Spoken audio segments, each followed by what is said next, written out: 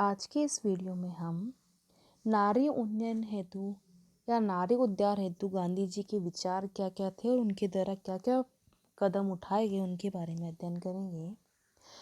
गांधी जी के अनुसार नारी को अबला कहना उसकी निंदा करना है। यह पुरुष का नारी के प्रति अन्याय है। यदि शक्ति का अर्थ पाश्विक शक्ति है तो मनुष्य पुरुष की तुलना में शक्ति में पाश्विकता कम है। यदि शक्ति का अर्थ नैतिक शक्ति है तो स्त्री निश्चित रूप से पुरुष की अपेक्षा कहीं अधिक श्रेष्ठ है। स्त्री में पुरुष की अपेक्षा आत्मत्याग, सहिष्णुता, साहस अधिक है। स्त्री के बिना पुरुष का कोई अस्तित्व नहीं है। गांधी जी ने लिखा है कि जब स्त्री को पुरुष के बराबर अवसर प्राप्त हो जाएंगे और वह परस्पर सहयोग और संबंध की शक्तियों का पूरा पूरा विकास कर लेगी तो संसार स्त्री शक्ति का उसकी संपूर्ण विलक्षणता और गौरव के साथ परिचय पा सकेगा। गांधी जी के अनुसार स्त्री और पुरुष एक दूसरे के पूरक है। उनके अनुसार सुव्यवस्थित समाज में परिवार के भरण पोषण का अतिरिक्त भार महिला पर नहीं पड़ना चाहिए। पुरुष परिवार के भरण पोषण का उत्तरदायित्व ले और महिला घर गृहस्थ की व्यवस्था को देखे। इस प्रकार दोनों एक दूसरे के पूरक और अनुपूरक है। गांधी जी के अनुसार स्त्रियों को पुरुषों की तरह ही अपने भविष्य का निर्माण करने का नैतिक अधिकार है। उन्हें वे सब कानूनी अधिकार प्राप्त होने चाहिए जो पुरुषों को प्राप्त है। गांधी जी ने स्त्रियों को प्रत्येक क्षेत्र में समान अधिकार दिए जाने पर बल दिया है। उनके अनुसार स्त्रियों को पुरुषों के समान सामाजिक, आर्थिक और राजनीतिक अधिकार मिलने चाहिए। उनके अनुसार आज बहुत कम महिलाएं राजनीति में भाग लेती है और इनमें से अधिकांश स्वतंत्र चिंतन नहीं करती। वे अपने माता पिता अथवा अपने पति के आदेशों का पालन करके ही संतोष का अनुभव कर लेती है। अपनी आत्मनिर्भरता का एहसास होने पर भी वे स्त्री अधिकार की आवाज़ बुलंद करने लगती है।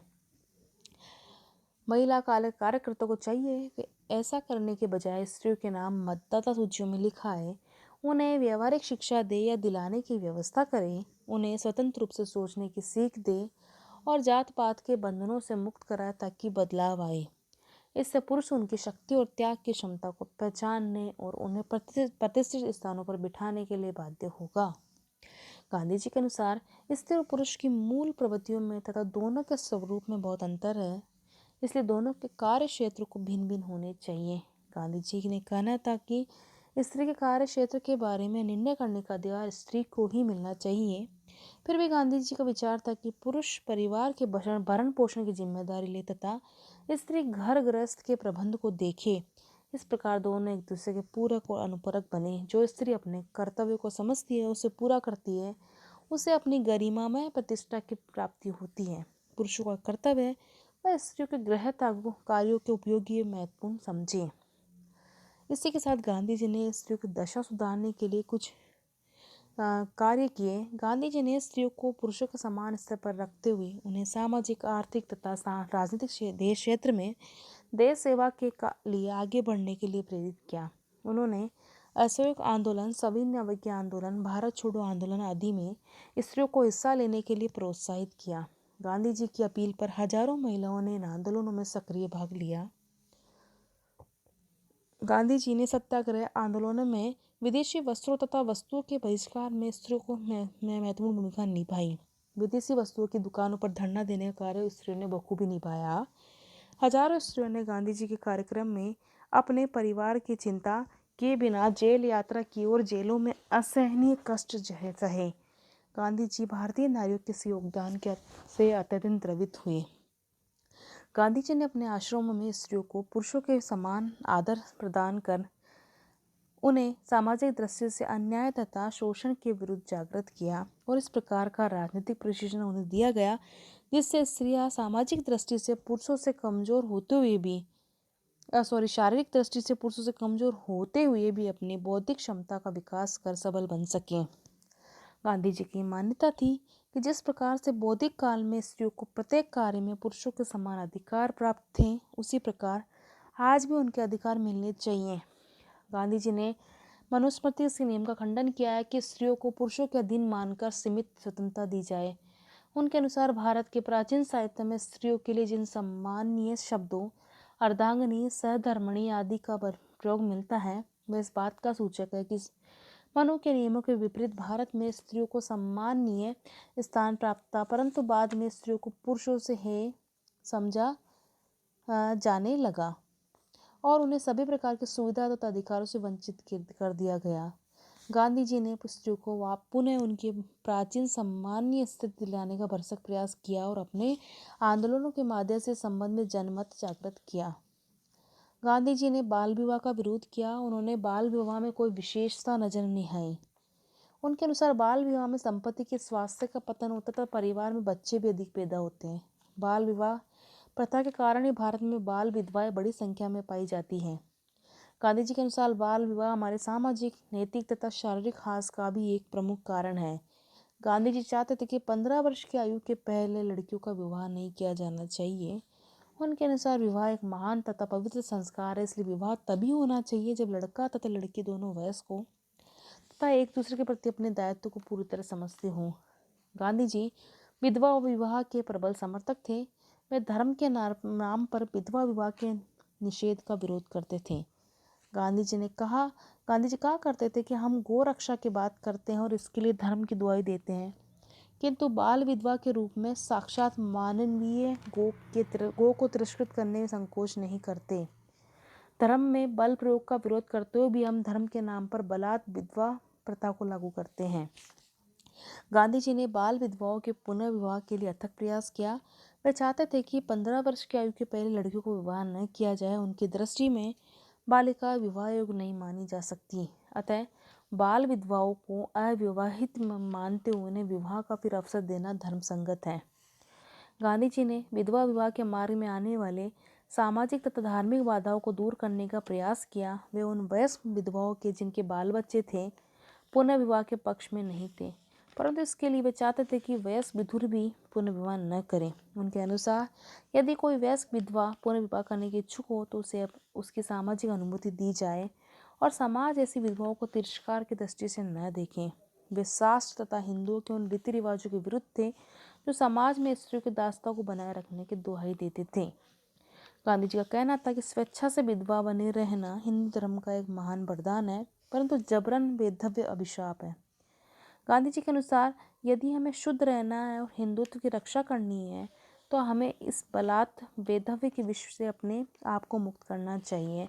इस सुधार की शुरुआत उन घरों से की जानी चाहिए जिसमें बाल विधवाएं हैं। लोगों का साहस करके अपने अभिभावकत्व से में रहने वाली बाल विधवाओं को बाकायदा अच्छी जगह विवाह कर देना चाहिए।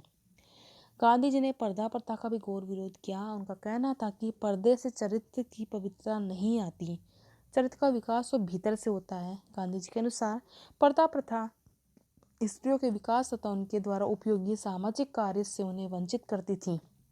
गांधी जी ने खुलेआम पर्दा प्रथा का विरोध किया और इस कार्य के लिए वे किसी के यहाँ भी आमंत्रण पर जाते थे तो स्त्रियों को सुरक्षित कमरों में जाकर ये देखना चाहते थे कि उन्हें पर्दे में तो नहीं रखा जाता। गांधी जी को ऐसा करने से रोकने की हिम्मत किसी में नहीं होती थी। स्त्रियां भी गांधी जी के दर्शन के लिए लालायित रहती थी। इस प्रकार गांधी जी ने व्यावहारिक रूप से पर्दा प्रथा दूर करने के लिए महत्वपूर्ण कार्य किया। गांधी जी ने मुस्लिम परिवारों में भी पर्दा नशीन महिलाओं से वार्तालाप करने में संकोच नहीं किया और इस प्रकार उन्हें भी पर्दा प्रथा छोड़ने के लिए प्रोत्साहित किया।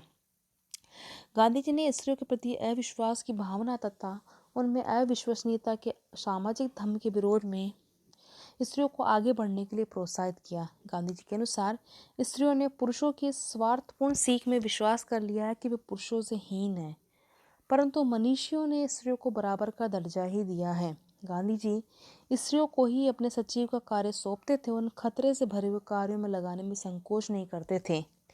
वे स्त्रियों को अबला कहे जाने के विरोध में थे।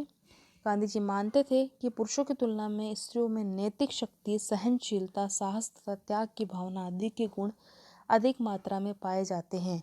पुरुष की तुलना में स्त्री में रचनात्मक शक्ति अधिक है। गांधी जी ने दहेज प्रथा का विरोध किया। दहेज प्रथा ने भारत के मध्यम वर्गीय तथा निम्न आय वाले परिवारों को नाटकीय जीवन बिताने के लिए विवश कर दिया था।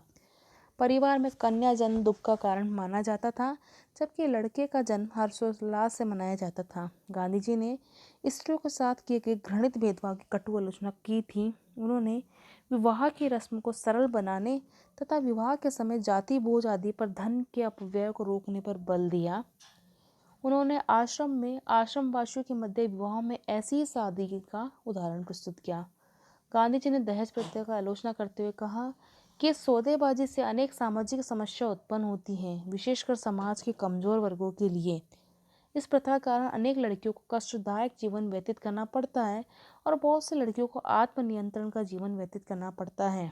गांधी जी के अनुसार यदि इस बुराई को उन्मूलन करना है तो लड़के लड़कियों या उनके माता पिताओं को जाति प्रथा के बंधन तोड़ने होंगे।